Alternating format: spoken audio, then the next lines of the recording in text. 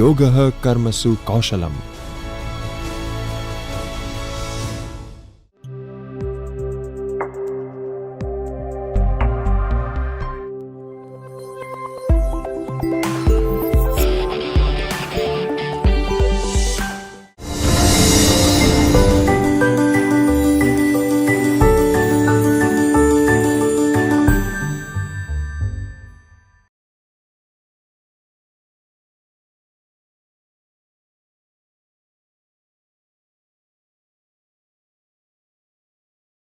The fast advances in language technologies in the era of information technology have brought considerable opportunities for second language vocabulary learning and teaching. Now, how to select language resources and technologies as well as turn them into effective tasks for vocabulary learning for the second language learners with different needs is a critical challenge faced by teachers, learners, and computer-assisted language learning researchers.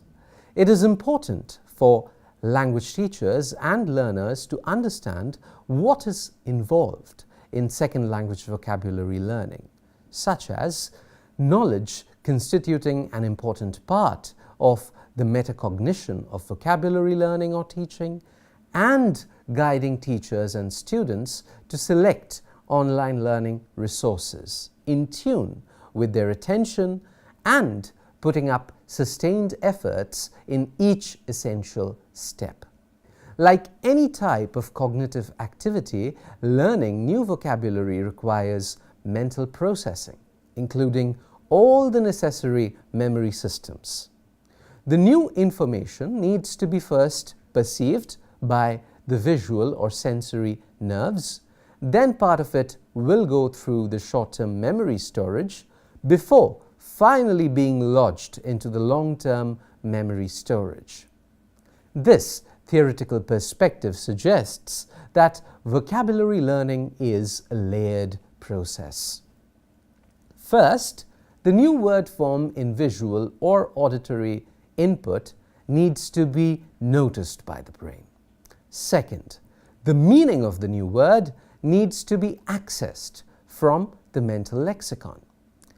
Third, the new word needs to be established as a new second language lexical entry in the mental lexicon of the learner.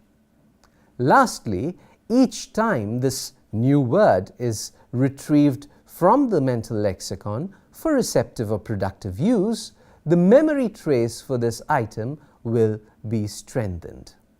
This four-step vocabulary learning process has two implications for technology-mediated second language vocabulary acquisition. First, language teachers should take into account these essential mental stages while designing vocabulary learning or teaching tasks.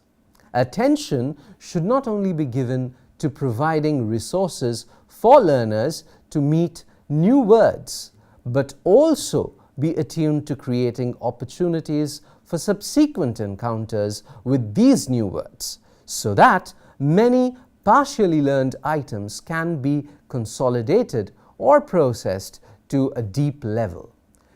This will ensure a well-developed second language lexical entry. Secondly, this knowledge should also be made explicit to learners when they are provided with strategies to cope with vocabulary learning in a technology-enhanced learning environment. Currently, many learners largely rely on incidental learning associated with online learning.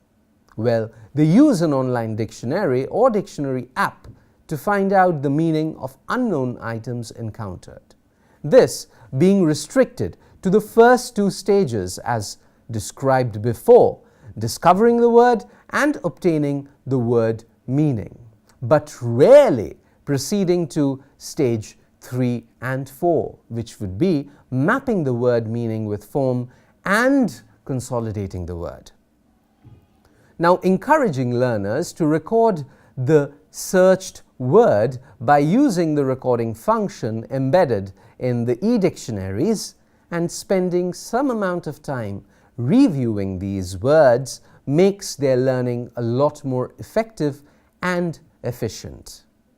Now, when learning is incidental, the computer or mobile device mostly serves as an e-reader, and the technology is mainly used as a tool to just change the pages.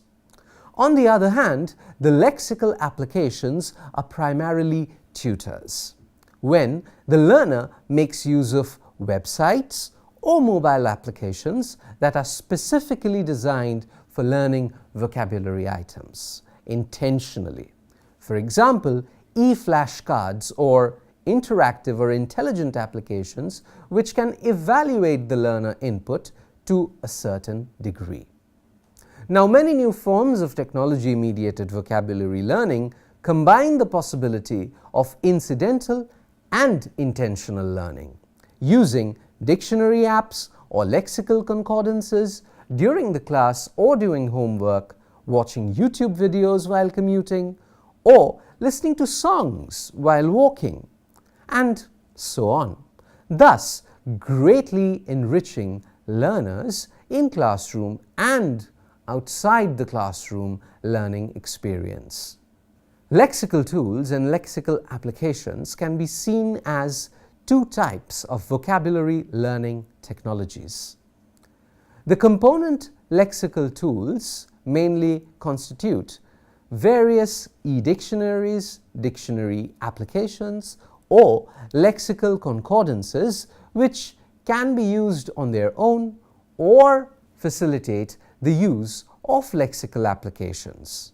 For example, checking e-dictionaries or apps while engaging in online reading or doing vocabulary exercises. Now, inside the component lexical applications, there is a tool and tutor continuum. The tool end of the continuum is mostly associated with incidental learning. For example, reading or listening to materials online or stored locally, which is largely meaning-focused. Now, by contrast, the tutor function is more associated with intentional learning, which is memorizing e-vocabulary cards or using dedicated lexical applications, which is essentially form-focused. Now, the first and the second stages in second language vocabulary acquisition are to encounter new vocabulary items and access their meaning. Lexical tools refer to the various meaning technologies used by learners to obtain the meaning of new vocabulary items to complete these two learning stages. Now, apart from meanings, learners can also view other relevant lexical information, such as pronunciation, varied or derived forms, synonyms, collocations, or example sentences. The most common ones are e-dictionaries, namely web-based online dictionaries, those installed locally on desktops, and the applications that come installed on the smartphones. They are facilitative in nature and largely considered to be tools of language learning. Popular e-dictionaries include the one by Merriam-Webster, the Dictionary.com portal, and Oxford Learners Dictionaries, to name a few. Now, these dictionaries are monolingual and are suitable for more advanced learners. Now, what happens to the first-generation learners of English? Well, most first-generation learners of English and those who are learning English as a second language would prefer a bilingual dictionary. So, in the context of the Indian classroom, for first-generation English learners, a Hindi to English or a Gujarati to English, or likewise, a bilingual e-dictionary will be preferred by the students. Now, in addition to open online resources, for example, search functions offered by Google, Wikipedia, various thesauruses, or other search engines like Yahoo, DuckDuckGo, become supplementary for searching for meanings of unknown words or expressions. For example, entering the word lexicon in Google results in a list of entries, some of which contain the definition of the word. Well, this indicates that as long as the learner is connected to the internet, they can easily find out the meaning or definition of an unknown item on their desktop or on their smartphones, which shortens considerably the time that is usually required to search for a word in an entire online dictionary or app. Now, another great resource is that of Lexical Concordance. The main purpose of using Lexical Concordance is to discover how words are used in text by observing the pattern of use, for example, collocations, and derive their contextual usage from the surrounding language clues. It should be noted that several factors need to be taken into consideration for making lexical concordances effective tools for lexical learning: learner perception, learner proficiency, teacher help, instructional guidance, and related vocabulary exercise also follow on this line. Now, recently, language teachers have begun to make use of some popular social communication tools such as WhatsApp or WeChat, available on mobile devices to interact with the learners, or have the learners interact among themselves with written or spoken languages, which could be recorded messages, as reported by the mobile learning community. Now, the teacher may require the students to record their messages using WhatsApp and share them with the teacher for evaluation or for feedback, and with other peers that they identify with. Such innovative use of mobile communication technologies to facilitate second language learning, especially lexical learning, is gaining in popularity among teachers and among language instructors. But these things are rarely reported in research, and very little is known about their effectiveness. Nevertheless, this type of meaning-focused, communication-oriented lexical tasks should enable the learners to pay more attention to the vocabulary forms, example, spelling or pronunciations, than the previous incidental type of learning. E-vocabulary lists, flashcards, exercises pay deliberate attention to vocabulary forms. They are e-vocabulary lists, flashcards, exercises that actually bring to the fore a lot of innovative resources to this entire arena. The purpose of utilizing an e-vocabulary list or flashcard is to consolidate the mapping of the word form and meaning. The rise of mobile assisted language learning, or MAL, includes a large number of vocabulary apps developed for mobile platforms, for Android or for Safari or for Apple. Now, early research on mobile learning focused on the mobile devices. It is now generally agreed that more emphasis should be placed on the learner, who constantly shifts from one context to another learning context. Vocabulary learning or acquisition is one of the earliest foci among application developers. It is also one of the most investigated areas among language researchers.